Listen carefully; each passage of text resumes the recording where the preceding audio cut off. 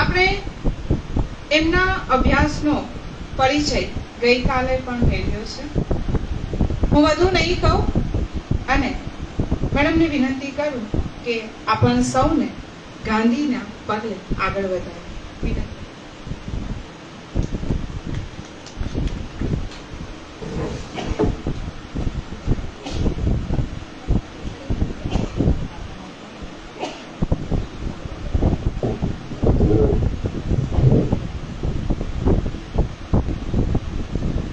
મૂળ માસ્તરનો જીવ એટલે બોલવાની ઉતાવળ એટલી હતી કે હું સીધી આવી ગઈ. મને ખબર હતી કે અહીંયા બેસવાનું છે. 40 વર્ષ સુધી રોજ 4-4 કલાક બોલ્યા હોઈએ. પાંડ આટલા સરસ મજાના વિદ્યાર્થીઓ સામે બેઠા હોય તો ગઈકાલથી પલપાપડ થતી હતી કે ક્યારે બોલવા મળે.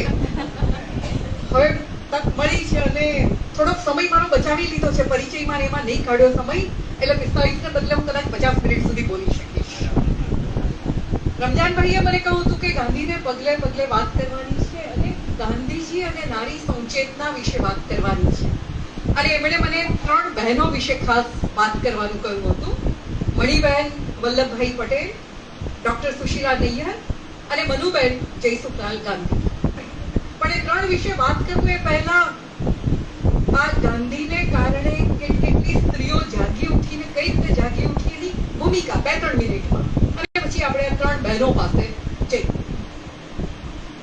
1869 માં જન્મેલો મોહનદાસ કરમચંદ ગાંધી એ વખતે ભારતની વાત ન કરો તો ગુજરાતની વાત કરો તો અત્યંત કોચલામાં ભરાયેલું ગુજરાત, નર્મદ, દાદોબા સુરતના, થોડેક અંશે આપણા કવિ દલપતરામ, એ બધાએ ગુજરાતને જગાડવાનું શરૂ કર્યું હતું. અમદાવાદ અને સુરત બે સૌથી મોટા સુધારણાના કેન્દ્ર બન્યા હતા. પણ સૌરાષ્ટ્ર તો પ્રમાણમાં બહુ જ હજી પોતાના કોચલાની અંદર કેદ હતું. ભલે દયાનંદ સરસ્વતી ત્યાં જન્મ્યા હતા, પણ સૌરાષ્ટ્રમાં સુધારાનો વાવ આવ્યો નહોતો. અને એટલે જ એ ગાંધીને નાક બહાર મૂક્યા હતા, કારણ કે દરિયો ઓળંગવું પાપ ગણાતું હતું. આ આપણો એ સમાજ હતો. લગ્ન થઈ ગયા હોય તો પણ પતિ અને પત્ની, ગઈકાલે જે રીતે વાત થતી હતી, એકબીજાની સામે વાતાવરણ હતું. અને ગાંધી જ્યારે ઇંગ્લેન્ડ ગયા અને ઇંગ્લેન્ડથી પાછા આવ્યા, એ 2-2.5 વર્ષમાં એમના પરિવારમાં વાતાવરણ બદલાઈ ગયું. એ ગયા હતા ત્યારે ઘરનાને એવું હતું કે બેરિસ્ટર બનીને પાછા આવશે અને આવશે એટલે પાવડે પાવડે આપણે પૈસા ઉલેચવાના છીએ. એટલે જ્યારે પાછા આવ્યા ત્યારે રાજકોટના ઘરમાં કાચના કપરખા બી પ્રવેશી ગયા હતા. ચાનો પણ પ્રવેશ થઈ ગયો હતો, કારણ કે ભાઈ વિલાયતથી પાછો આવી રહ્યો હતો ને બેરિસ્ટર બનીને આવતો હતો.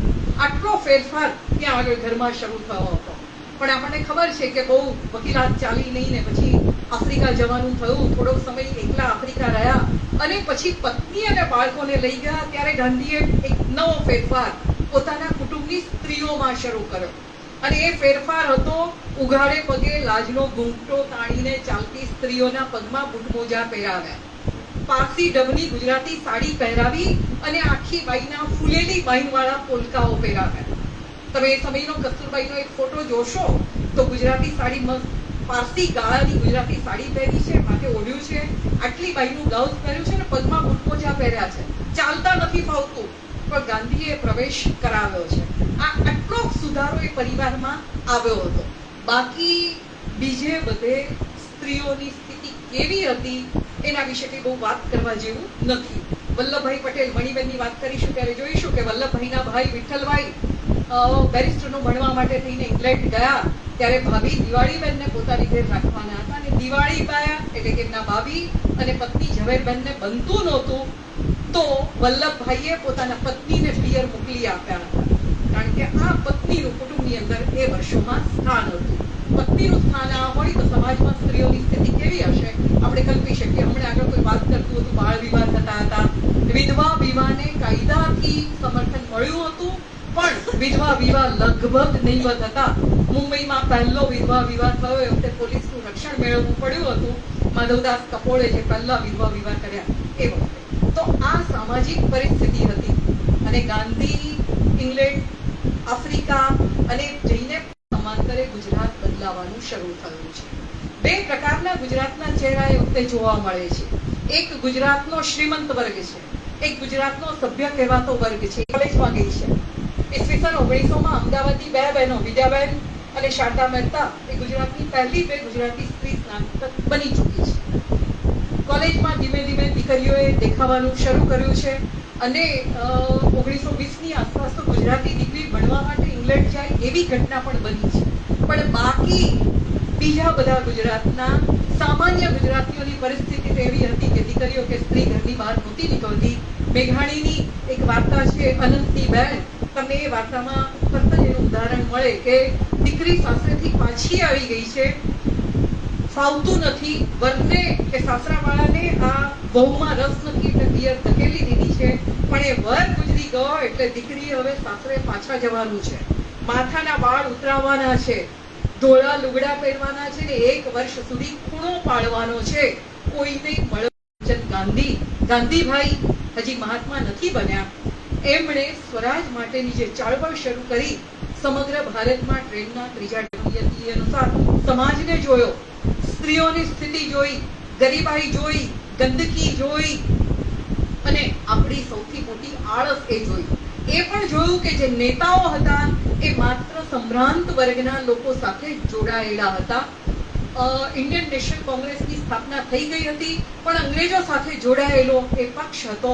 સામાન્ય પ્રજાને એની સાથે કોઈ નિસ્બત નહોતી અને આ સામાન્ય પ્રજાને સ્વતંત્રતાની કે સ્વરાજની ચળવળ માટે જોડવી જોઈએ એવો વિચાર પણ ક્યારેય કોઈને નહોતો આવ્યો. આ 1 વર્ષની ભારત પ્રદક્ષિણાએ ગાંધીને શીખવ્યું કે જો દેશને સ્વતંત્રતાની લડાઈ માટે જાગૃત કરવો હશે તો માત્ર ભાઈઓ એમાં જોડાશે નહીં ચાલે. સમાજના બધા વર્ગને શબ્દ હું બોલું છું, એમાં માત્ર બહેનો પણ નહીં, પણ આપણી જે ચતુર્વર્ણ વ્યવસ્થા હતી એમાં બાકીનો જે ચોથો વર્ગ જેને અસ્પૃશ્ય ગણીને સમાજની બહાર ફેંકી દીધો હતો એને પણ સાથે જોડવો પડશે. એટલે ગાંધીની જે સ્વતંત્રતાની વિભાવના હતી એ સ્વતંત્રતા માત્ર રાજકીય નહોતી, એ સામાજિક પણ હતી, એ આર્થિક પણ હતી, એ સાંસ્કૃતિક પણ હતી, એ ઔદ્યોગિક પણ હતી. એટલે તમામ પાસાઓનો વિચાર કરીને ગાંધીજીએ આખો આફ્રિકામાં જે પ્રયોગ કર્યો હતો એ સત્યાગ્રહનો પ્રયોગ અહીંયા આગળ આપણી પાસે મૂક્યા હતો. આફ્રિકામાં પણ એમણે સાવ અભણ પેલી જાતની જુદા જુદા પ્રદેશમાંથી આવેલી સ્ત્રીઓને લડતમાં જોડી હતી. તમિળ બહેનો પણ ત્યાં હતી, મુસ્લિમ બહેનો પણ હતી, ગાંધીના પોતાના કુટુંબની સ્ત્રીઓ પણ ત્યાં જોડાઈ હતી. એ અનુભવ એમણે અહીંયા આગળ કામે લગાડ્યો હતો અને બહેનો અને બાળકો પણ જોડાઈ શકે એવી લડત એમણે શરૂ કરી અને એ લડત સત્યાગ્રહ અત્યંત અહિંસક લડત હતી. અને પરિણામે જે સ્ત્રી ઘરની બહાર નહોતી નીકળતી, જેને રસોડાની 4 દિવાલ સિવાય આગલા ઓરડામાં પણ શું ગોઠવણ છે એની ખબર નહોતી, એ સ્ત્રી ઘરની બહાર નીકળતી થઈ. અને એટલે પેલી શરૂઆતમાં મેઘાણીની વાર્તાની વાત કરીને વાર્તા હજી આગળ વધે છે. એ અનંતની બહેન છે, એને સાસરે જવાનું છે. ભાઈ અનંત સુરતની કોલેજમાં પ્રોફેસર છે. બહેનને સાસરે જવું નથી કે જે માણસને મને ત્યજી દીધી એની પાછળ મારા વાળ મને કઢાવી નાખવાનો, એની પાછળ 1 વર્ષનો ખૂણો પાડવાનો. એટલે ભાઈને પત્ર લખે છે કે તું એક જ મને બચાવી શકે એમ છે. અને ભાઈ તો જોશમાં આવે છે, અંગ્રેજીનો પ્રોફેસર છે, કોલેજમાં સ્ત્રી સ્વતંત્રતાની વાત કરે છે, ઇબ્સનનું નાટક બનાવે છે અને આવીને મા બાપને કહે છે કે મારી બહેન સાસરે નહીં જાય, માથાના વાળ નહીં ઉતરાવે, ખૂણો નહીં પાડે. મા બાપ બધી વાત સાંભળી લે છે. પછી એક જ વાક્ય કહે છે કે બેટા જો આપણે નાતના રિવાજ નહીં પાડીએ ને તો તારા લગ્ન તૂટી જશે, તારી વહુ સાસરે નહીં આવે. અને ભાઈ ચૂપચાપ બીજે દિવસે બહેનને મળ્યા વિના જતો રહે છે. બીજે દિવસે હવે જવાનું છે બહેને સાસરે. મા બાપે કહી દીધું છે કે કાલે જવું પડશે, ગમે તેમ કરીને 1 વર્ષ ખેંચી નાખ. એ વહેલી સવારે કપડાં સુકવવા માટે અગાશીમાં ગઈ છે. મૂંઝાય છે કે શું કરું, કે આ 1 વર્ષની જેલ એ સહન કરું કે આસપાસની ઘણી આવી વિધવા બનેલી દીકરીઓ કોઈકને કોઈકની સાથે નાસી ગઈ છે કે કૂવો પૂર્યો છે એ કરું. અને ત્યાં એને દૂરથી ગીતો સંભળાય છે. કયા છે આ ગીતો? તો ઝંડા ઊંચા રહે હમારા, ડંકો વાગ્યો લડવૈયા શુરા જાગ જોરે. અને એમાં જોઈશ કે કેટલી બધી બહેનો છે સફેદ કપડાં પહેરીને જઈ રહી છે, કેટલાક ભાઈઓ છે. અને પછી સીધા મેઘાણી આપણને એક પત્રમાં લઈ જાય છે. 2 દિવસ પછી ઘરમાં એક પત્ર આવે છે, દીકરીનો પત્ર. તમે ઈચ્છતા હતા ને કે માથાના વાળ ઉતરાવું, તમે ઈચ્છતા હતા ને કે 1 વર્ષનો ખૂણો પાડું અને ધોળા લુગડા પહેરું, તો મેં એ નક્કી કરી લીધું છે. જેલમાં આવી ગઈ છું, મારા માથાના વાળ મેં જાતે જ કાપી નાખ્યા છે. અહીંયા જેલમાં અમારે સફેદ લુગડા જ પહેરવાના છે ને 1 વર્ષ સુધી મારે આ ઓરડીની બહાર નીકળવાનું નથી. તો હું મારા માથાના વાળ, મારા રંગીન કપડાં અને મારું 1 વર્ષ દેશને માટે આપું છું, પેલા માણસને નહીં આપવા. આ ગાંધીનો પ્રભાવ પડ્યો. એક સાવ સામાન્ય અભણ સ્ત્રી, ભલે વાર્તા હોય પણ મેઘાણીયા જોયું હશે તો એને વાર્તા લખી હશે, તો આ પ્રભાવ સામાન્ય સ્ત્રી ઉપર પડ્યો. અને તમે જુઓ, ગાંધીજીની સાથે જોડાયેલી આપણે ભારતની બીજી સ્ત્રીઓની વાત ન કરીએ, ગુજરાતની સ્ત્રીઓના તમે નામ બોલો તો તમને ખબર પડે કે કેટલી સામાન્ય સ્ત્રીઓ, સામાન્ય ઘરમાંથી આવતી હતી એવી સ્ત્રીઓ, અથવા તો જે રાજરાણી કહી શકાય એ પ્રકારની સ્ત્રીઓ. ભક્તિબા દેસાઈ, વસોની પટેલની દીકરી, દરબાર ગોપાલદાસના પત્ની, અમરેલી ગોપાલ ગામ જેને વારસામાં મળેલું એની રાણી, બધું જ છોડીને ગાંધીવાદી બનીને એ લોકો નીકળી પડ્યા. મહેલ પર જપ્તી આવી, નગર છૂટવાઈ ગયું તો કઈ વાંધો નહીં, એક ઓરડામાં પડી રહીશું પણ તાબે નહીં થઈ ગઈ. બીજી બધી સ્ત્રીઓની તમે વાત કરો, મૃદુલા સારાભાઈ અથવા તો અનસુયાબેન સારાભાઈ, ગાંધીએ તમને સ્પષ્ટ, તમને એટલે લોકોને એની સાથે બહેનોને વિચારતા શીખવ્યું તો અનસુયા સારાભાઈ, અંબાલાલ સારાભાઈના બેન, મિલ માલિક, અઢળક સંપત્તિ, અને એમણે જ પોતાના જ ભાઈની મિલના મજૂરોને ભાઈની સામે મિલમાં હડતાલ પડાવવા માટે તૈયાર કર્યા. આજે આપણે કલ્પના કરી શકીએ એક બેન પોતાના ભાઈની સામે થાય નહીં, પેલી મિલકતના અધિકાર માટે આજે આપણે વિચારતા નથી, પણ એ વર્ષોમાં ગાંધીએ આ વિચારતા શીખવ્યું અને મિલના મજૂરોએ હડતાલ પાડી. અનસુયાબેન મજૂરો સાથે ઉભા હતા, પોતાના ભાઈની વિરુદ્ધમાં ઉભા હતા. આ ગાંધીનો પ્રભાવ. શારદાબેન મહેતા, ડોક્ટર સુમંત મહેતાના પત્ની, વડોદરાના મહારાજા સયાજીરાવના અંગત ડોક્ટર. ગુજરાત એ સુમંત મહેતા જે ઇંગ્લેન્ડ જઈને ભણીને આવેલા, સયાજીરાવની સાથે યુરોપ ને જાપાન ને બધે ફર્યા હતા. એ શારદાબેન મહેતા ગુજરાતની સ્ત્રીઓ ભણી શકે એટલા માટે પતિથી જુદા રહ્યા છે. આ વાત છે 1902, 3, 4, 5 અને પછી 1920 સુધીની. ડોક્ટર સુમંત મહેતા વડોદરામાં છે અને શારદાબેન અમદાવાદમાં છે, કારણ કે બહેનો માટેની શાળા શરૂ કરી છે.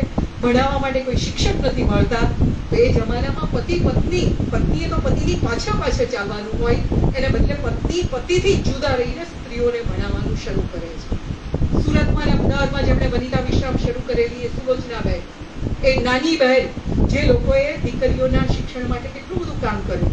વઢવાણમાં કે રાજકોટમાં જેમણે સ્ત્રીઓ માટેના આશ્રમ શરૂ કર્યા એ પુષ્પાબેન મહેતા, અમદાવાદમાં ચારુમતી યોદ્ધા, રાજકોટની અંદર સુભદ્રાબેન શ્રોફ. આ બધા કઈ બહુ જ શિક્ષિત હતા કે બહુ શ્રીમંત હતા એવું ન હતું, પણ ગાંધીએ એમને વિચારતા કર્યા, ગાંધીએ એમને રસ્તો ચીંધ્યો, ગાંધીએ એમને માર્ગ બતાવ્યો અને એમણે શ્રીમંતાઈના કે અદ્ભુત દુનિયા જોવાના સપના સેવવાને બદલે એમણે પોતાની જાતને ગાંધીને માટે, આ દેશને માટે, આ સમાજને માટે, આ લોકોને માટે, આ સ્ત્રીઓને માટે ખપાવી દીધી. ભરૂચના અમારા ગંગાબેન મજુમદાર ગાંધીજીને માટે જે રેડિયો શોધી આવ્યા હતા, સવારે જેમની વાત થતી હતી, એ કાશીબેન મહેતા ઘોડા ઉપર બેસીને સ્ત્રીઓની એની ચિકિત્સા કરવા માટે ફરતા હતા, જેમણે દેશી ઔષધિઓ માટેના ઔષધાલય તૈયાર કર્યા હતા. ધીરુબેન પટેલનો આજે 3-4 વખત ઉલ્લેખ થયો, એમના માતા ગંગાબેન પટેલ અસલ પટલાણી, પરણ્યા ત્યારે 500 તોલા સોનું લઈને સાસરે આવ્યા હતા, પણ પતિ બહુ વાંચતા હતા એટલે ગંગાબેન પણ વાંચતા થયા અને મુંબઈમાં બહેનો માટે આજે પણ જે બહુ જાણી ચૂક્યું છે, કોટ ભગીની મંડળની સ્થાપના કરી, પ્રવચન આપતા થયા બહેનોની સભામાં અને પછી જેલમાં પણ ગયા. તો આ બધી એવી સ્ત્રીઓ હતી કે જે મારા અને તમારા જેવી સામાન્ય હતી, પણ ગાંધીએ એમનામાં રહેલું જે હીર હતું, એમનામાં રહેલું જે વિત્ત હતું, આપણે જેને કહીએ એમનું જે સત હતું, એ પારખ્યું અને એમને બહાર લીધા. આ બધી સ્ત્રીઓએ અહિંસાનો માર્ગ અપનાવ્યો, દારૂના અડ્ડા પર પિકેટિંગ કર્યું, જરૂર પડ્યા ત્યાં આગળ માર ખાધો, લાઠીઓ ખાધી, જેલમાં ગયા, પણ ગાંધીના પગલે પગલે ચાલતા થયા. એનું પરિણામ એ છે કે આજે હું અને તમે દેશને, દેશના નેતાઓને કે વીતી ગયેલા સમયને બહુ જ આરામથી ગાળો આપી શકીએ છીએ. ગાળો આપીએ છીએ આપણે. આપણા દેશમાં શું છે, મને હંમેશા કોઈ ગાળ આપતું હોય ત્યારે સ્વામી આનંદ યાદ આવે. એમણે છોટુભાઈ દેસાઈનું એમણે જે ચરિત્ર લખ્યું છે એમાં એમણે લખેલું કે એક વખત ટ્રેનમાં જતા હતા અને પેલા આઝાદી આવી ગઈ હતી ને લોકો 2-3 ભેગા થઈને ગાળો આપતા હતા, નહેરુને આ નથી આવડતું, તે નથી આવડતું, આના કરતા અંગ્રેજો બહુ સારા હતા. અને છોટુભાઈએ મુસાફરોને કહેતા, સરનામું ન હોય તો ઇંગ્લેન્ડની રાણીનું સરનામું આપવું, એટલે કાગળ લખો, પાછા આવે, અમને તમારા વિના ગમતું નથી. પેલા લોકો કે ના, હા પાછું અમારે ગુલામ નથી બનવું. તો ગુલામ નથી બનવું તો દેશને જાળવવાની જવાબદારી તમારી છે, એકલી નેતાની કે એકલી વીતી ગયેલા યુગના જે લોકો હતા એમની નહોતી. આ બધા આપણે આજે જે ભૂલી શકીએ છીએ ને, મૂળમાં આ બધા છે. એ લોકોએ પોતાનું જીવન બધું જ આપણે માટે થઈને જતું કર્યું હતું અને પરિણામે આપણે સ્વતંત્રતા પામ્યા હતા. આ બધી સ્ત્રીઓ વિશે, દરેક સ્ત્રી વિશે 1 કલાકની સેશન કરવી જોઈએ. રમેશભાઈ 1 વર્ષની આ શિબિર કરે ને તો જ બધી સ્ત્રીઓ વિશે વાત થઈ છે. આપણે હવે 3 બહેનોની વાત કરીએ. આપણે અભ્યાસક્રમ ગોઠવીએ 1 વર્ષનો કે જેમાં આ બધા ભણે આ બધી સ્ત્રીઓ વિશે. રમેશભાઈ, આપણું દુર્ભાગ્ય એ છે કે આપણે ઇતિહાસને બહુ જલ્દી ભૂલી જઈએ છીએ. આપણને માત્ર બહુ ટૂંકો લાભ દેખાય છે. જેણે આપણા માટે આટલો મોટો માર્ગ કંડાર્યો ને, એ માર્ગમાં જે દટાઈ ગયા ને એ આપણને દેખાતા નથી. ઉપર અત્યારે સોનાના કળશ બનીને જે બધા જગારા મારે છે ને એનાથી આપણે અંજાઈ જઈએ છીએ. આપણને બીજા કોઈ દેખાતા જ નથી. એટલે આ શિબિર છે ને આપણને બધાને જરાક આમ જગાડવાનું કામ કરે છે કે આપણે ભૂલી રહ્યા છીએ. જરા ખણખોદ કરીને ખોદીએ, ઉખેડીએ અને જોઈએ કે આ લોકો પાયાના પથ્થર હતા. આ બધા નીચે દટાઈ ગયા હતા ત્યારે આવી ઇમારત ઉભી થઈ છે. અને હવે 3 બહેનોની વાત હું વહી જાઉં બીજી દિશામાં. એ પહેલા મણિબેન વલ્લભભાઈ પટેલ. 3 બહેનોને મેં સમયના ક્રમમાં લીધી છે ને મને રમજાનભાઈ આ 3 બહેનો વિશે બોલવાનું કહ્યું છે એટલે માત્ર 3 બહેનની જ વાત. મણિબેન જન્મ્યા 1904માં, સુશીલાબેન જન્મ્યા 1914માં અને ત્રીજા બેન જેમની વાત કરવાની છે મનુબેન, એ જન્મ્યા 1927માં. મણિબેનના પિતા તો આપણે બધાને માટે બહુ જાણીતું નામ વલ્લભભાઈ પટેલ. વલ્લભભાઈ પટેલ કદાચ ન ખબર હોય તો સરદાર પટેલ તો આપણને ખબર જ છે.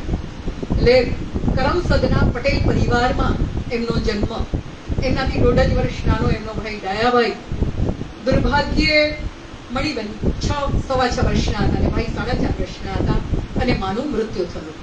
માનું મૃત્યુ થયું એ જ વખતે વલ્લભભાઈએ ઇંગ્લેન્ડ બેરિસ્ટરનું ભણવા જવા માટેનું નક્કી કરેલું અને જવાનો સમય આવ્યો હતો. એ જ વખતે એમના મોટાભાઈ વિઠ્ઠલભાઈ, જેમના પત્ની દિવાળીબેનને એમણે પોતાને ત્યાં રાખ્યા હતા અને પત્નીને પિયર પાછા મોકલ્યા હતા, એ દિવાળીબેનનું પણ અવસાન થયું એટલે 1 વર્ષ એમનું જવાનું પાછું ઠેલાયું.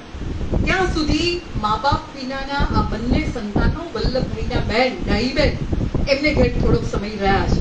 તમે વિચારો, આ દીકરી જન્મી 2.5-3 વર્ષની હતી અને માં એને લઈને પિયર જતી રહી એટલે ત્યારે પિતાનો પડછાયો માથે નથી રહ્યો. માં પાછી આવી અને 6-8 મહિના રહેવાનું થયું હશે ત્યાં માનું મૃત્યુ થયું એટલે માનો હાથ માથેથી ખસી ગયો છે. પિતા એકલા થયા એટલે કોઈને ત્યાં મૂકી આવ્યા તો ત્યાં ન માં છે ન પિતા છે. અને પછી પિતા ગયા ઇંગ્લેન્ડ ભણવા માટે તો આ બંને બાળકોને રાખે કોણ? કારણ કે કોઈ પણ એ વખતે લગભગ ઉપર જવાની તૈયારીમાં પહોંચી ગયા, એટલા બધા બીમાર હતા. એટલે બંને બાળકોને મૂકવામાં આવ્યા છે વિઠ્ઠલભાઈ પટેલને ત્યાં મુંબઈ. વિઠ્ઠલભાઈ વલ્લભભાઈ જેટલું જ વિચક્ષણ વ્યક્તિત્વ ધરાવતા આપણા રાજકારણી હતા. વલ્લભભાઈ કરતા પણ વધારે તેજસ્વી હતા.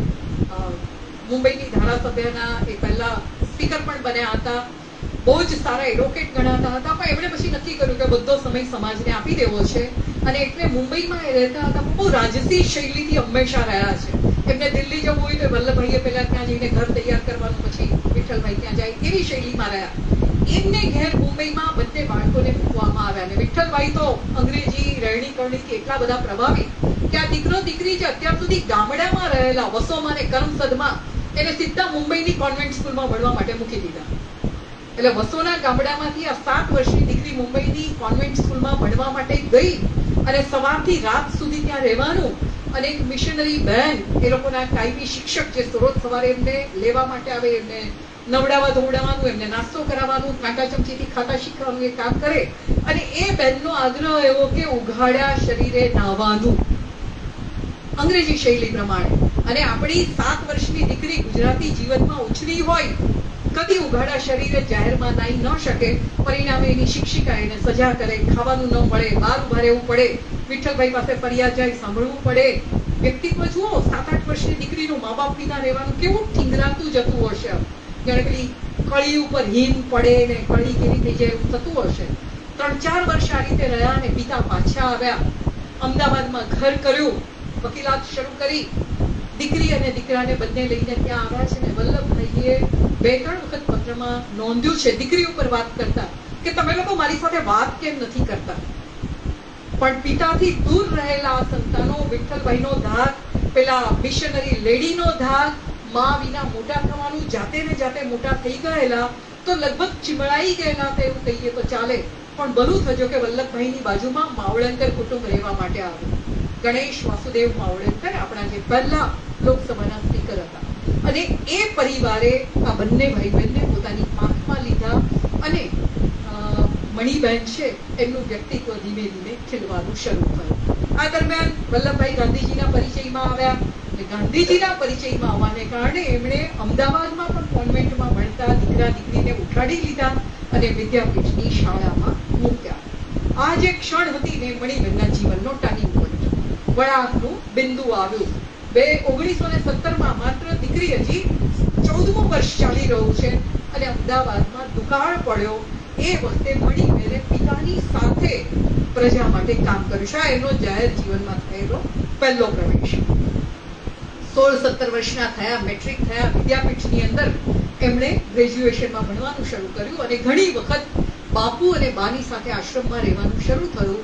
અને બાપુ અને બા ખરા અર્થમાં એમના માતા પિતા બન્યા. એ પોતાના પિતાને બાપુ કહેતા હતા અને ગાંધીજીને બાપુજી કહેતા હતા અને કસ્તુરબા એમના માટે મા બન્યા હતા.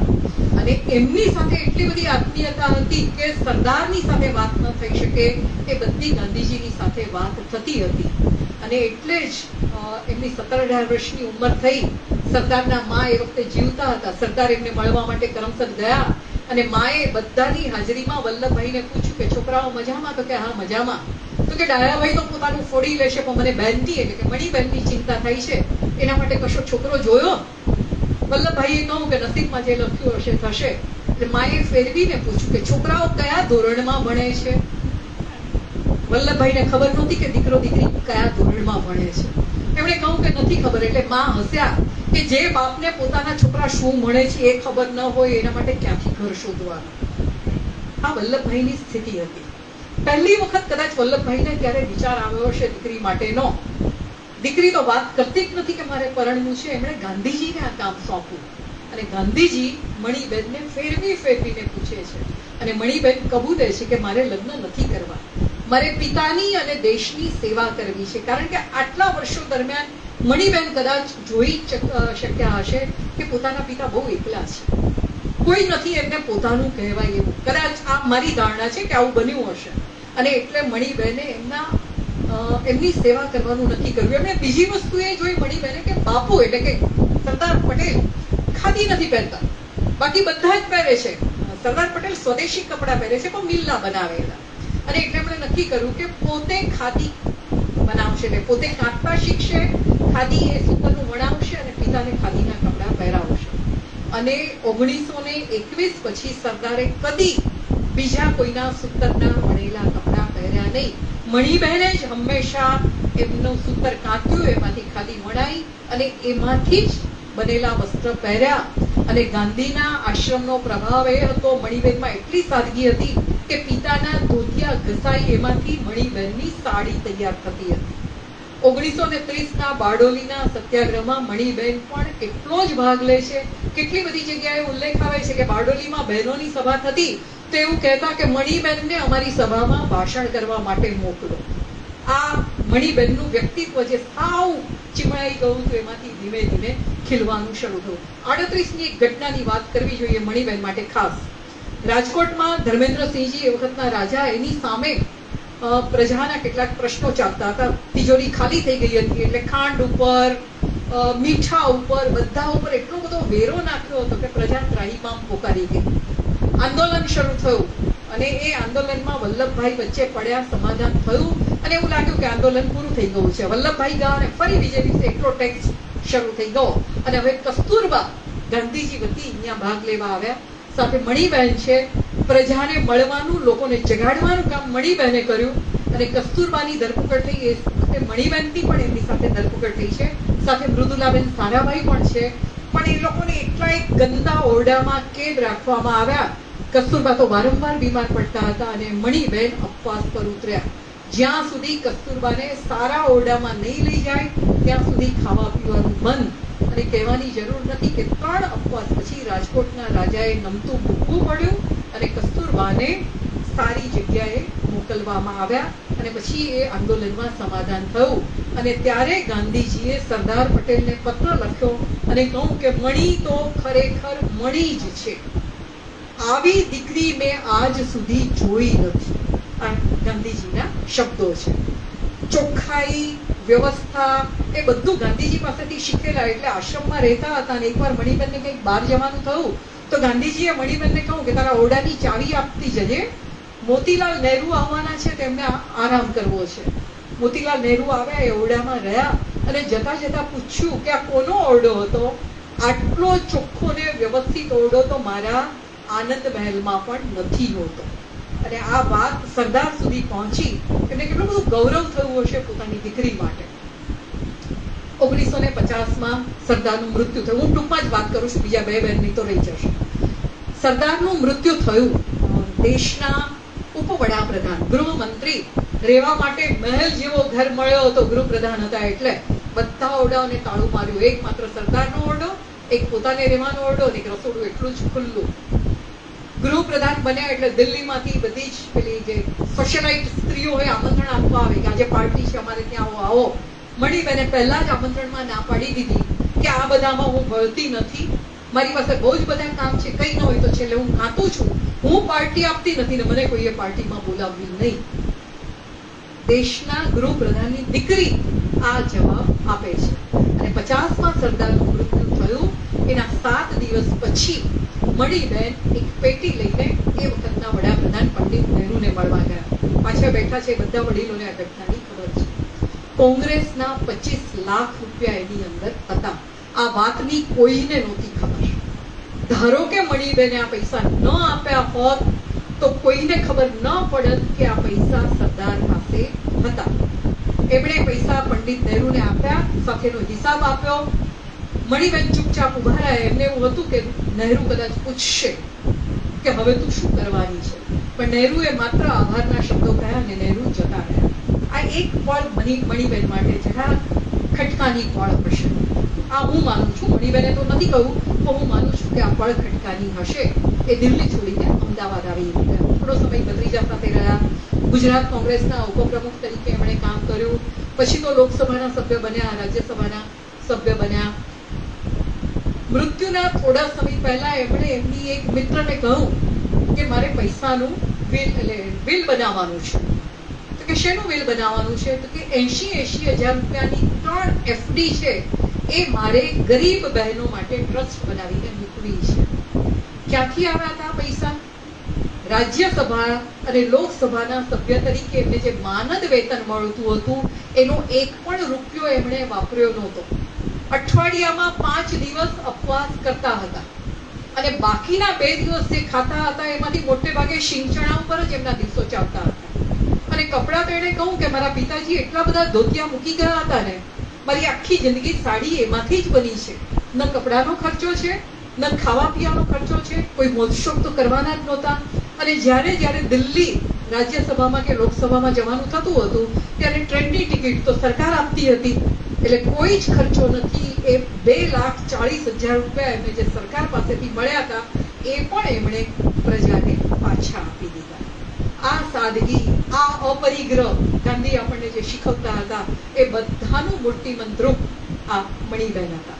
અને નિર્ભયતા ગાંધીએ શીખવી એનું ઉદાહરણ મણિબેન પણ હતા. 1947માં જે આગળ વાત થતી હતી મૂળ તોતા ઉપડેલાની, કમળાબેન અને મૃદુલાબેન બોર્ડર ઉપર કામ કરતા હતા ત્યારે મણિબેન અહીંયા બીજી બહેનોની સાથે દિલ્હી આવેલી સ્ત્રીઓને અને બીજા લોકોને, નિરાશ્રિતોને ઠેકાણે પાડવાનું કામ કરતા હતા.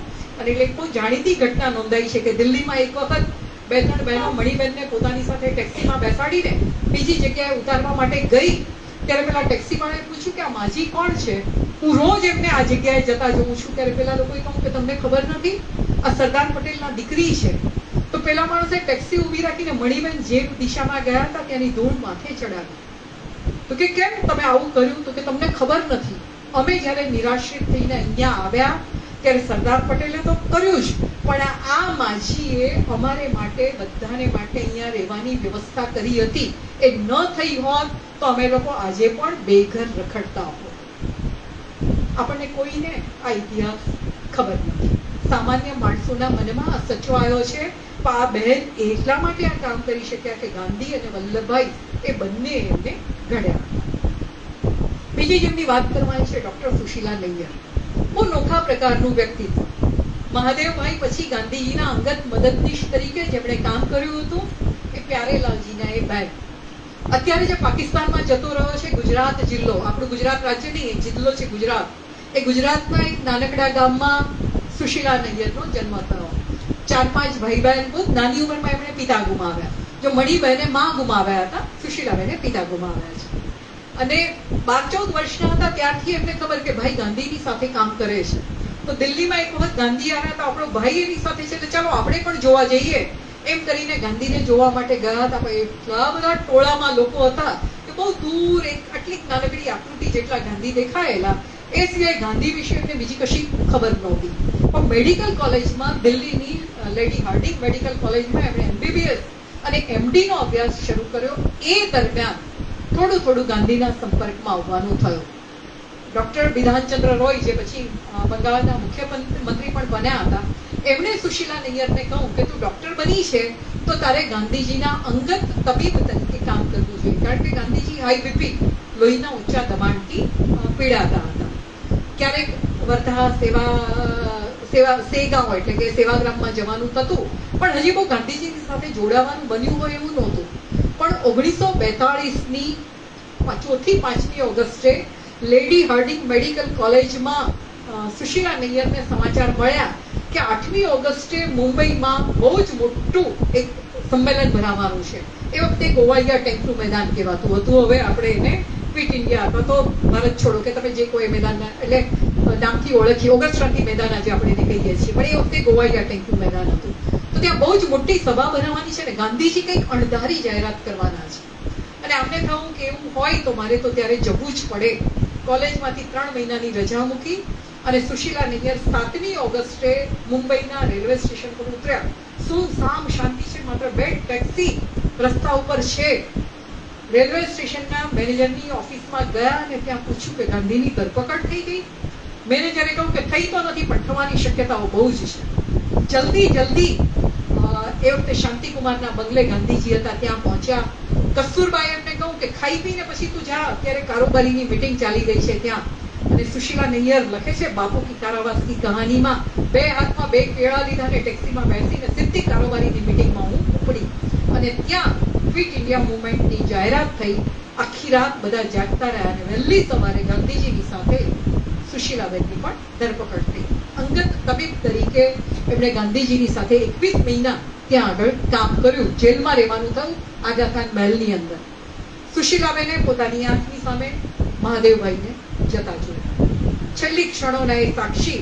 અને એમને વસવસો છે કે મારી જે તબીબી પેટી હતી, કારણ કે એ તો કોલેજથી સીધા દિલ્હીથી અહીંયા આવેલા અને ધરપકડ થઈ ગઈ, તેમની તબીબી પેટી, એમાં બધા સાધનો નહોતા. જો હૃદય રોગનો હુમલો આવે એ વખતે બતાવવાનું ઇન્જેક્શન મારી પેટીમાં હોત તો હું મહાદેવને બચાવી શકી હોત. એનો વસવસો સુશીલાબેનને આખી જિંદગી કર્યો છે. કસ્તુરબાને પણ એમણે પોતાની આંખ સામે જ જતા જોયા છે. આ સુશીલાબેન ગાંધીજીની સાથે એમના તબીબ તરીકે તો કામ કરે છે, એમનું જે અગત્યનું કામ છે, જેની તરફ આપણું બહુ ધ્યાન નથી જતું, એ નવઆખલી વાળી જે ઘટનાઓ છે એ વખત ગાંધીજી અને એમના બહુ જ નજીકના, બહુ જ આંગળીને વેઢે ગણી શકાય એવા સાથીદારો એ વખતે કોમી હુલ્લડની આગને ઠારવા માટે નવઆખલીમાં ફરતા હતા. ત્યારે ગાંધીજીએ કહ્યું હતું કે બધા સાથે નહીં, એક જણ એક ગામમાં વેચાઈ જાઓ. મુસ્લિમોએ હિન્દુની હત્યા કરી હતી ને જ્યાં હિન્દુ બહુમતીઓ હતા એ લોકોએ મુસ્લિમોની હત્યા કરી હતી. ઘર બાળવામાં આવ્યા હતા, સંપત્તિ લૂંટી લેવાઈ હતી, સ્ત્રીઓની લાજ લૂંટાઈ હતી, સોનું ચાંદી ઢોર બધું જ લૂંટી લેવાયું હતું. અને એમાં ગાંધીજી એકલા ફરતા હતા. સુશીલાબેન પણ એક નાનકડા ગામમાં કેન્દ્ર બનાવીને બેઠા છે. પ્યારેલાલ બીજી જગ્યાએ બેઠા છે. અને લગભગ 25-30 દિવસ પછી ગાંધીજીને પહેલા સારા સમાચાર મળે છે કે સુશીલા જે ગામમાં અડ્ડો જમાવીને બેઠી છે ત્યાં એણે જે કામ કર્યું છે એનું પહેલું પરિણામ એ દેખાયું છે કે જે લોકો સામાન્ય લોકોના સોના ચાંદી લૂંટી ગયા હતા એ બધાએ સુશીલાબેનને પાછા આપવા માંડ્યા છે કે આટલું અમે લૂંટીને લાવ્યા હતા, હવે તમારે હું જે કરવું એ કરો. આ ગાંધીએ વાવેલું બી, એ બી ત્યાં આગળ વૃક્ષ બનીને ઉગ્યું ને એની છાયામાં જે લોકો ડરતા હતા, જે લોકો મારતા હતા, એ બધાએ ત્યાં આગળ સ્વીકાર્યું. અને એ ગામના લોકોએ જવાબદારી લીધી કે અહીંયા અમે હવે ફરી ક્યારેય કોમી તોફાન નહીં થવા દઈએ. દુર્ભાગ્યે બધા ગામ પછી તો પૂર્વ પાકિસ્તાન એટલે કે અત્યારના બાંગ્લાદેશમાં જતા રહ્યા, પણ સુશીલા નૈયર એક ગામમાં ને એ ગામના લોકોની વચ્ચે દેવીની જેમ ત્યાં આગળ સ્થાપિત થયા. ગાંધીજીની હત્યા થઈ, ભલભલા થતી ગયા, ઘણા બધા લોકોએ રાજકારણ છોડ્યું, દેશ છોડ્યો, અને એ વખતે સુશીલા નૈયર ફરી પાછા પોતાના મેડિકલ ફિલ્ડ તરફ પાછા વળ્યા. અમેરિકા ભણવા માટે ગયા. શું ભણવા માટે ગયા છે? ધાર્યું હોત તો ત્યાં ગોઠવાઈ શક્યા હોત, પણ નહીં. એમણે પબ્લિક હેલ્થ, જાહેર આરોગ્ય વિષયક પર 2 ડિગ્રી મેળવી અને પાછા આવ્યા. 45-46માં વર્ધામાં એમણે જે ગરીબ લોકોને તબીબી સારવાર નહોતી મળતી એ જોઈ હતી, એટલે નાનકડું એક ચિકિત્સાલય શરૂ કર્યું હતું, અને ત્યાં બહેનોને નર્સિંગની ટ્રેનિંગ આપવાનું શરૂ કર્યું હતું. મનુબેન પણ થોડોક વખત ત્યાં નર્સિંગ ભણ્યા હતા. એ જગ્યાને એમણે ફરી વિકસાવી. કસ્તુરબા ટ્રસ્ટથી એ જગ્યા શરૂ થઈ. શરૂઆતમાં નર્સિંગ કોલેજ, પછી મેડિકલ કોલેજ, અને આજે પશ્ચિમ ભારતની ઉત્તમ મેડિકલ કોલેજ તરીકે જેની ગણના થઈ છે એ કસ્તુરબા મેડિકલ કોલેજ વર્ધાની, એની શરૂઆત સુશીલાબેને કરી હતી.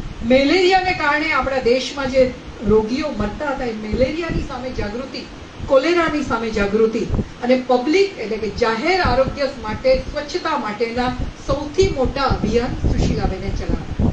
દિલ્હી વિધાનસભામાં થોડોક સમય આરોગ્ય મંત્રી રહ્યા, કેન્દ્રીય સમિતિમાં પણ આરોગ્ય મંત્રી રહ્યા, પણ 1967માં એમને લાગ્યું કે આ મારું કામ નથી, રાજકારણમાં નથી રહેવું, એટલે પછી બાકીનો બધો સમય એમને માત્ર આરોગ્ય સુધારણા માટે જ પોતે પસાર કર્યો છે. 2000માં એમનું અવસાન થયું.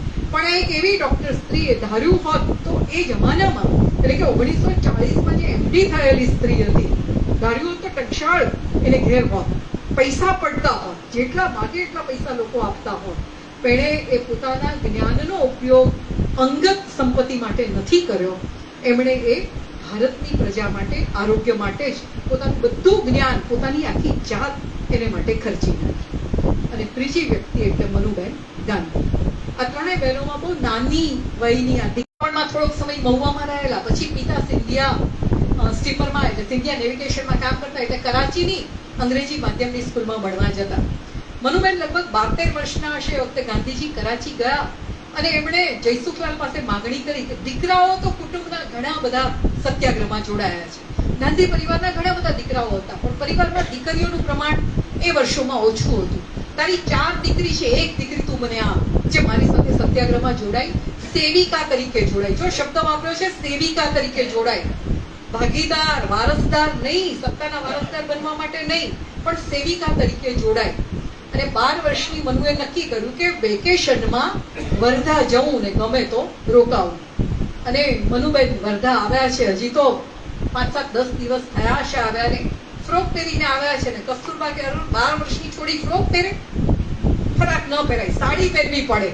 અત્યારે તું સાડી પહેરી લે, પછી હું તને ઓઢણા કરી આપીશ.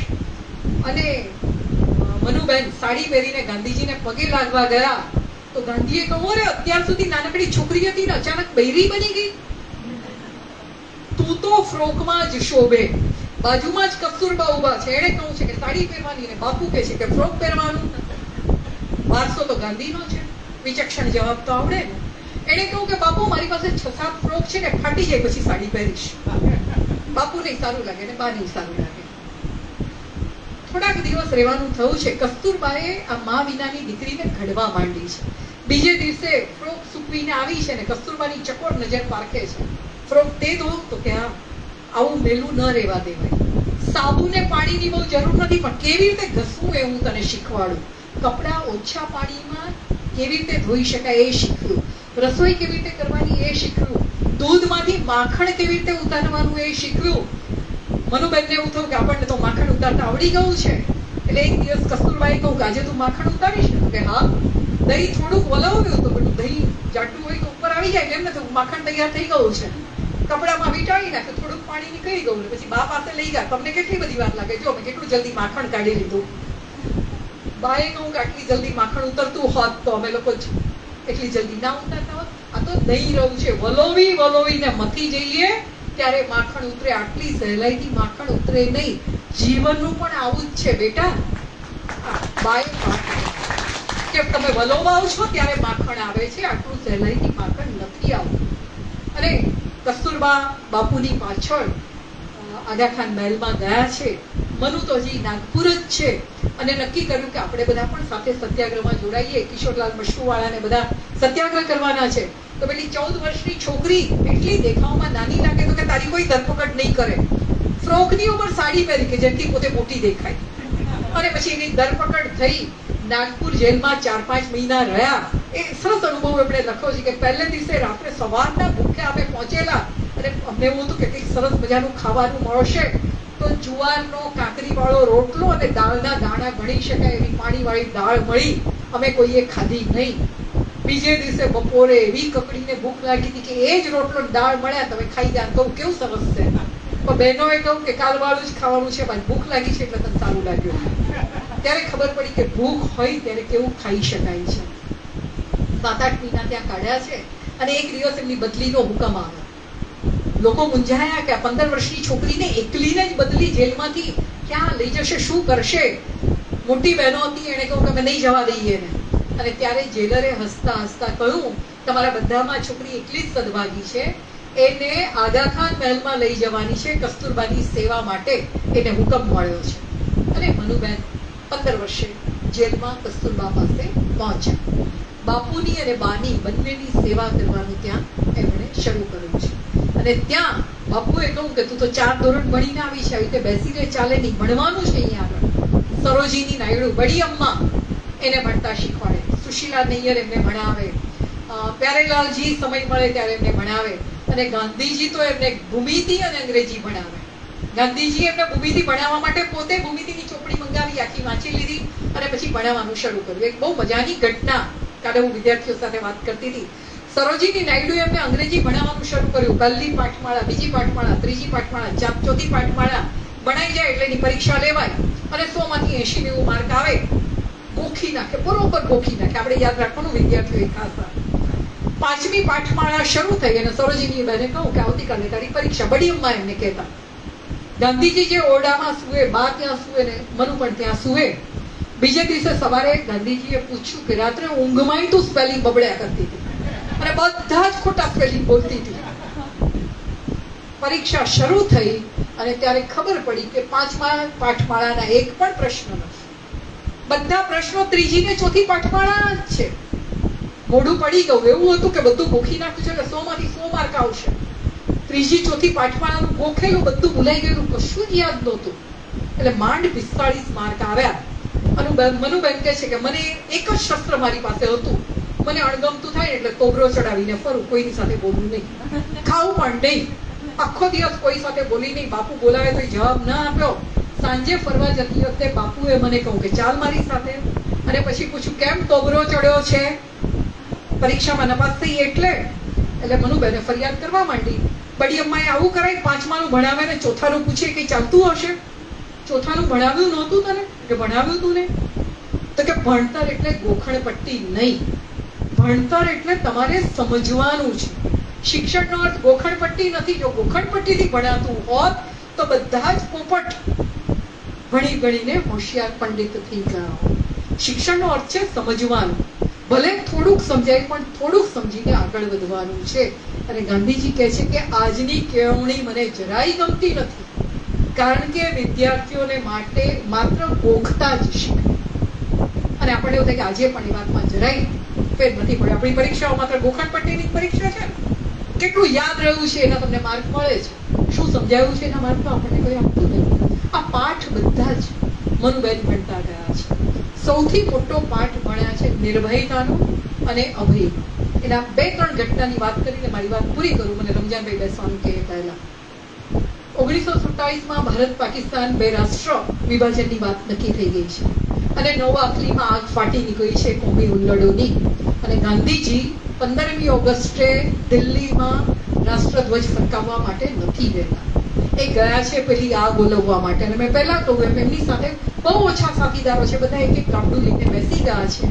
અને મનુબેન અને ગાંધીજી સાથે છે. મનુબેન એમની પરિચારિકા તરીકે એમની સાથે છે. એમને માલિશ કરી આપવાનું, એમના પગ દાબી આપવાના, એમનું જમવાનું બનાવવાનું, માથામાં તેલ ઘસી આપવાનું, આ બધું કામ મનુબેન પૌત્રી તરીકે કરે છે. કોઈ એક પથ્થર બાપુને નાહવા માટે આપેલો. નાતી વખતે હંમેશા એ પથ્થર ઘસે.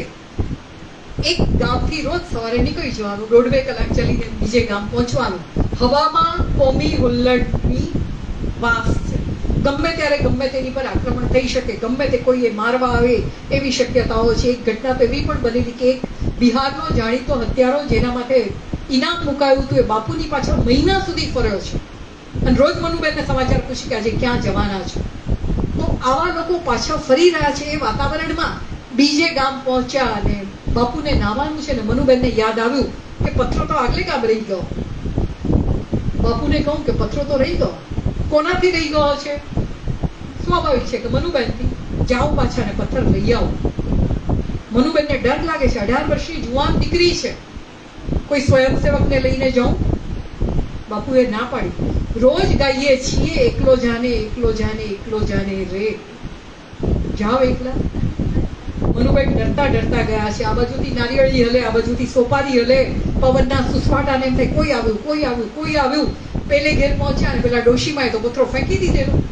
એને ખબર નહીં કે કામનો પથરો છે. શોધ્યો, પથ્થર લઈને પાછા આવ્યા. 2.5-3 કલાકે પાછા આવ્યા. આવીને બાપુના ખોળામાં માથું મૂકીને રડી પડ્યા અને એમણે કહ્યું કે પહેલી વખત ખરા હૃદયથી આજે રામનું નામ લીધું. બહુ ડરતા હોઈએ ત્યારે માં યાદ આવે એવી રીતે પહેલી વાર ખરા હૃદયથી રામનું નામ લીધું. અને બાપુ કહે છે કે રંભાએ મને ઓછું નહોતું શીખવાડ્યું. જ્યારે ડર લાગે ત્યારે રામ જ બાજુમાં આવીને ઉભા રહે છે. નિર્ભયતા શીખવી અને ચોકસાઈ શીખવી. અને બાપુની મૃત્યુ પછી માર્ચ મહિનામાં મનુબેન મહુવા જતા રહ્યા છે. ના, એની પહેલા 46ની ઘટના. મનુબેન પિતા પાસે મહુવા રહેવા માટે ગયા છે અને કામ માટે બહાર નીકળે તો ચોકમાં એક વિસ્તાર એવો આવે કે જ્યાંથી 5-7-10 આવારા છોકરાઓ બેઠા હોય અને છોકરીઓ નીકળે એટલે વિસલ વગાડે, એમની છેડતી કરે. મનુબેને એક છોકરાને ચપ્પલ કાઢીને મારી દીધું. સમાચાર તો આખા ગામમાં તરત જ ફેલાઈ ગયા. ઘેર પણ પિતાને ખબર પડી. આજુબાજુના લોકોએ કહ્યું કે અમારી છોકરીઓ સાથે પણ આવું થાય છે. મનુબેને છોકરીઓને કહ્યું કે તમે ફરિયાદ કેમ નથી કરતા તમારી સાથે આવું થાય છે એની? તો કે આવી ફરિયાદ અમારા ઘરમાં વડીલોને ખબર પડે, તમને ભણતા ઉઠાડી લે અને લગ્ન ન થાય એ નફામાં.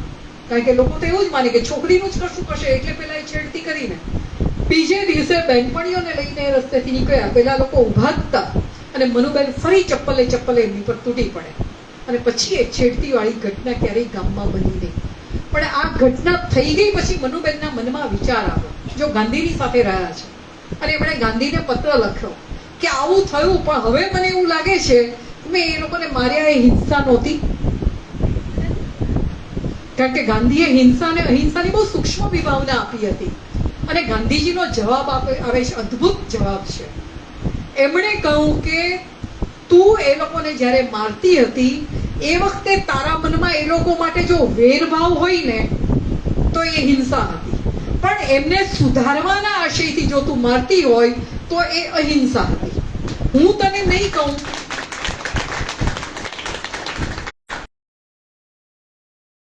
કે અહિંસા હતી. અદ્ભુત. એટલે ગાંધીની ત્રાજવે પોતાની જાતને તોલવી એ કઈ સહેલી નથી. પણ આ 3 સ્ત્રીઓ એવી. મનુબેનનું 1969માં તો અવસાન થઈ ગયું છે, બહુ નાની વયમાં, માંડ 40 વર્ષના હતા. ગાંધીથી એટલા બધા અભિભૂત હતા કે એમનું મૃત્યુ પણ ગાંધીજીની જન્મ શતાબ્દીના વર્ષમાં જ થયું છે. 1969 ગાંધીજીના જન્મને 100 વર્ષ પૂરા થયા ત્યારે એમનું મૃત્યુ થયું. આ 3 સ્ત્રીઓ એવી હતી, નોખા કૌટુંબિક પશ્ચાદભૂત ધરાવતી હતી. 2 દીકરીઓ એવી કે જેમને માં નહોતી, મનુબેનને પણ નહીં અને મણિબેનને પણ નહીં. સુશીલાબેનને પિતા નહોતા. મણિબેનને ઘડવામાં ગાંધીજી, કસ્તુરબા ઉપરાંત વલ્લભભાઈનો પણ થોડોક ફાળો ખરો, થોડોક માવળેન્કર કુટુંબનો પણ ફાળો ખરો. સુશીલાબેન ગાંધીજી સાથે જ્યારે રહેવાનું શરૂ કરે છે ત્યારે તબીબી વિદ્યાના અનુસ્નાતક થઈને આવ્યા છે. એટલે એમની પાસે પોતાના કેટલાક સ્પષ્ટ વિઝન હશે, એમનો પોતાનો અભિગમ હશે, દ્રષ્ટિકોણ હશે અને છતાં એ ગાંધીજીની સાથે આવે છે ત્યારે પોતાના અભિગમમાં એ ગાંધી વિચારને ભેળવી લે છે. અને મનુબેને તો પોતાનું સર્વસ્વ ગાંધીજીને અર્પણ કરી દીધેલું. એમણે કહ્યું કે મારે 3 માં હતી. એક માં જેણે જન્મ આપે કસુંબાબેન, બીજા માં એટલે કસ્તુરબા જેમણે મને ઘડવાનું કામ કર્યું અને ત્રીજા માં બાપુ. ગાંધીજીએ તો એમને કહ્યું છે કેટલી બધી વાર કે હું તારી માં છું, દાદા તો ઘણાનો બન્યો છું, બાપ તો ઘણાનો બન્યો છું, તો માં તારી એકનો જ. અને એ માતૃત્વ એમનું કઈ હદે ખીલેલું હશે એની એક ઘટનાની વાત સાથે હું વાત પૂરી કરું. ગાંધીજી કેટલી બધી વખત માતૃત્વનું મૂર્તિમંત રૂપ બનતા હતા એવી આ ઘટના. નવા જ હજી રહેવા માટે આવ્યા છે મનુબેન ગાંધીજી ને કસ્તુરબાની સાથે, અને પેલું સાડલો પહેરીને બહુ ફાવતું નથી એટલે પછી નક્કી કર્યું કે એમના માટે પંજાબી પહેરવેશ કરવો. અને બાપુ કહે છે કે એ પહેરવેશ દીકરીઓને શોભે પણ છે. અને એક વખત રાત્રે બાપુ કંઈક ઉઠ્યા છે ને જુએ છે કે મનુબેન સૂતા છે, કુર્તું જરાક ઉપર ચડી ગયું છે અને સલવાર એટલી કસોકસ બાંધેલી છે. બીજે દિવસે સવારે મનુબેનને કહે છે કે સલવાર આટલી કસોકસ નહીં બાંધવાની, થોડીક ઢીલી પહેરવાની, એટલા માટે કે રાત્રે સૂતી વખતે શરીરના અંગ છે એને આરામ મળે અને પાચન તંત્રના બધા અંગમાં વાયુની ને એની હેરફેર થઈ શકે. અને પછી કહે છે કે તારે માં નથી એટલે માં આપે એવી શિખામણ હું તને આપી રહ્યો છું.